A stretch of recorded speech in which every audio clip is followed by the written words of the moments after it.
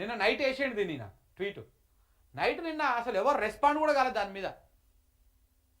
ఆ లేఖ బయటకు వచ్చింది అరౌండ్ ఐ థింక్ సో ఒక ఎన్ని గంటలకు 5:30 6 గంటల ప్రాంతంలో అప్పుడు బయటకు వచ్చింది అది. బీఆర్ఎస్ లో రాజకీయ కలకల రేగుతున్నట్టుగా కనబడుతున్నది. బీఆర్ఎస్ లో రాజకీయ కలకల రేగుతున్నట్టుగా కనబడుతున్నది. కవిత గారు రాసినట్టుగా ప్రచారం జరుగుతున్న లేఖ వాళ్ళ పార్టీ అంతర్గత అంశమైనప్పటికీ కూడా అది కాంగ్రెస్ పార్టీ ఏదో చేసింది అని చెప్పినట్టుగా బీఆర్ఎస్ మిత్రులు మాట్లాడడం అనేది హాస్యాస్పదం. ఎవరు మాట్లాడారనా? అద్దంకి దయాకరన్నా ఎవరు మాట్లాడారు బీఆర్ఎస్ మిత్రులు? ఎక్కడ రెస్పాండ్ అయ్యారు? మరి మాకు ఏడ కనపడతలేదు. ఏడనన్న ఓ ట్వీటో లేకపోతే ఇంకేదో ఒక బయటో కనపడుతుందేమో, మేము కూడా మా ఛానల్లో అప్లోడ్ చేద్దామని చూస్తే ఏడ కనపడతలేదు కదా. మరి మీకేడ కనపడ్డది? మీరెందుకు మాట్లాడుతున్నారు?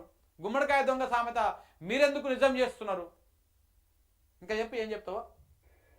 కాంగ్రెస్ పార్టీకి ఇలాంటి ఫేక్ న్యూస్ ను లేఖలను ఇతర పార్టీలకు సంబంధించిన అంశాల విషయంలో కల్పించుకోవడం అనేది కాంగ్రెస్ పార్టీ. అరే అన్న ఏదో చెప్పబోయి వాస్తవాలు చెప్పేస్తున్నాడు. కాంగ్రెస్ పార్టీకి ఫేక్ చేయడము, ఇతర పార్టీల మీద బురద తల్లడం అలవాట్లేదంట. ఫేక్ క్రియేట్ చేయడం అంటే ఇది ఫేక్ అని చెప్పలే వాళ్ళు, రైట్ అని చెప్పలే, రాంగ్ అని చెప్పలే బీఆర్ఎస్ వాళ్ళు. కానీ మీరే ఇలా మా ప్రమేయం లేదంటున్నారు, మీరే ఇది ఫేక్ కాదు నిజం అంటున్నారు, మీరే మేము ఇట్లా ఫేక్ చెయ్యము అంటున్నారు అంటుంటేనే డౌట్ వస్తుంది కథ నిజంగానే. ఇంకా